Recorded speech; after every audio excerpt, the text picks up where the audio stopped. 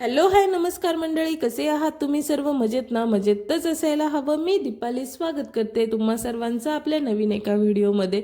तर मंडळी, आज मी तुमच्यासोबत माझं इव्हिनिंग रुटीन शेअर करणार आहे. मी रोज कशा प्रकारे माझा संध्याकाळ घालवते हे सगळं तुमच्यासोबत शेअर करणार आहे. सगळ्यात अगोदर तर इथे मी केस विसरून घेत होते. केस विसरत असताना एवढे केस गळालेले माझे, आणि त्यानंतर मग केस विसरत होते, बघितलं तर काय ह्या दोघांची अशी मस्ती सुरू होती. अहो, जर घरी असले ना ह्या दोघांचा विचारूच नका, असा धिंगाणा असतो.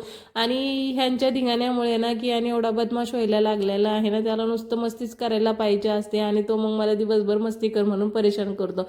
त्या केसांत दाखवले होते गळालेल्या केसांचं काय करते तर मी असे साठवून ठेवत असते, आणि भरपूर असे जमा झाले ना, त्यानंतर जेव्हा मी माहेरी जाते सोबत घेऊन जात असते.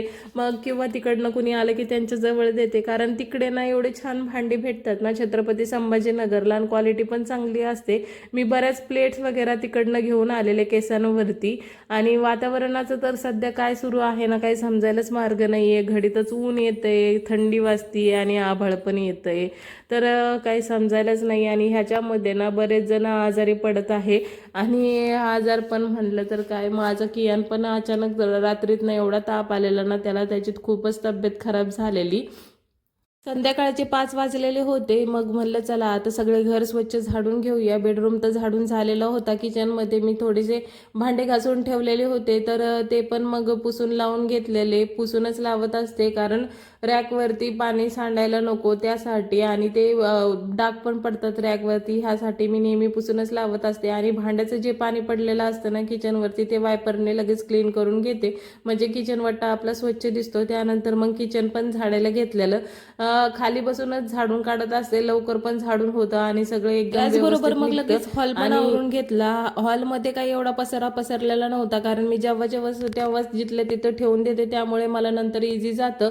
मग थोडाफार जो पसारा केलेला असतो की याने, तो पण म्हणजे आवरून घेतलेला. आणि इकडे पण मी खाली बसूनच झाडून काढत असते, म्हणजे घर झाडून काढल्यानंतर मग समोरचा जो स्पेस आहे मेन दरवाजा समोरचा, तो पण झाडून घेते. आणि त्याचबरोबर गॅलरी पण झाडून घेत असते. हे रोजच आहे, सकाळ संध्याकाळ असं 2 टाइम मी स्वच्छ करून घेत असते.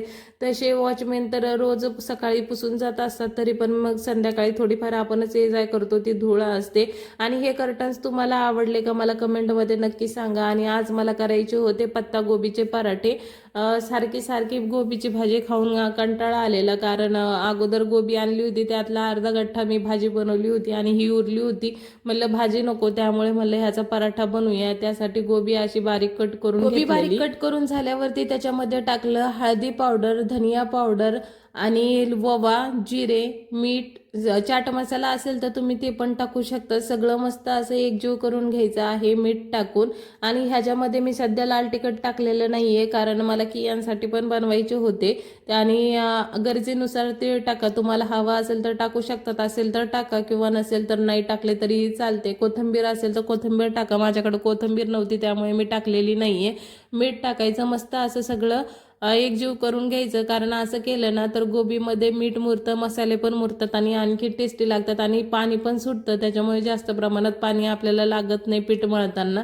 त्यानंतर इथे मी पीठ चाळून घेतलं आणि गव्हाचं, आणि त्याच्यामध्ये थोडंसं बेसन पीठ पण टाकून घेतलं, अर्धी वाटी. आणि त्यानंतर जी गोबी कापून ठेवलेली होती, ज्याला मसाले लावून घेतलेले होते, ती सगळी गोबी टाकून घेतली. आणि पीठ छान मळून घेतलेलं. थोडंसं घट्टच मळायचं, कारण त्याला नंतर पाणी सुटतं.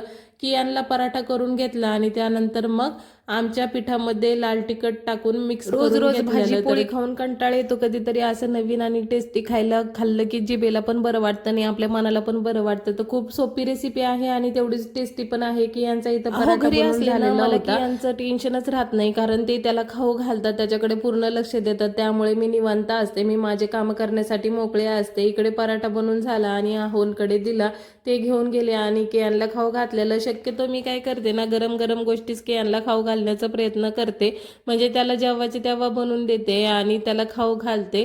कारण थंड झालं ना त्याला पण खायचा कंटाळा येतो, आणि गरम गरम चव पण जास्त लागते आणि पोषक तत्व पण जास्त असतात ना, त्यामुळे माझा प्रयत्न असतो त्याला गरमच देण्याचा. आणि त्याला गरम चपाती एवढी आवडते ना, रोज त्या सकाळी पण आणि संध्याकाळी पण गरम चपाती दिली ना, दुसरं काही नाही दिलं तरी पण तो आवडीने खातो. त्यानंतर मग लगेचच आमचे पराठे पण बनवून घेतले. सगळे पराठे बनवून झालेले, किचन वाटा पण सोबतच क्लीन करून घेतलेला आणि भांडे घासायचे राहिलेले होते, तर ते जेवण झाल्यावर घासूया म्हणलं, त्यामुळे ते तसेच ठेवलेले. आणि इकडे सगळे पराठे बनवून झाले की यांमध्येच किरकिर करायला लागला, त्याच्यामुळे पराठे एक बनवायचे तर झालेच होते. मग मी त्याला घेऊन गेले बेडरूममध्ये आणि तोपर्यंत आहोंनी इकडे पराठ्यासोबत खाण्यासाठी चटणी बनवलेली, मस्त अशी चटणी बनवलेली होती त्यांनी, जवसाची आणि कांदा टोमॅटो टाकून खूप टेस्टी झालेली होती. कपडे कियान झोपी केलेला, त्याला दूध पाजता पाजता तो झोपी केला आणि त्यानंतर मग कपडे काढायचे राहिलेले होते ते काढायला गेलेले. आणि बघितलं तर काय माझं लेकरू एवढ्या लवकर कसं काय झोपलं हे मला कळालंच नाही. मला वाटलं थकला असेल आज दिवसभर खेळून खेळून, त्यामुळे लवकर झोपलं. तर नंतर संध्याकाळी समजलं नाही, अरे ह्याची तब्येत बरी नाही आहे, ह्याच्यामुळे झोपला आहे तो. कारण तो ह्या टायमिंगला कधीच झोपत नाही, तो दिवसभरामध्ये फक्त एक वेळा झोपतो आणि रात्री पण 10:30ला झोपतो, हा त्याचा फिक्स टाईम आहे. मग तो तर झोपला होता, त्याला खाऊ घातलेलंच होतं आणि त्यानंतर मग आमच्यासाठी जेवायला वाढून घेतलेलं. पराठे आणि जवसाची चटणी खूप छान लागत होती. जेवण झालं कीच घर झाडून घेणं आणि भांडी घासणं हे रोजचाच नित्य नियम आहे.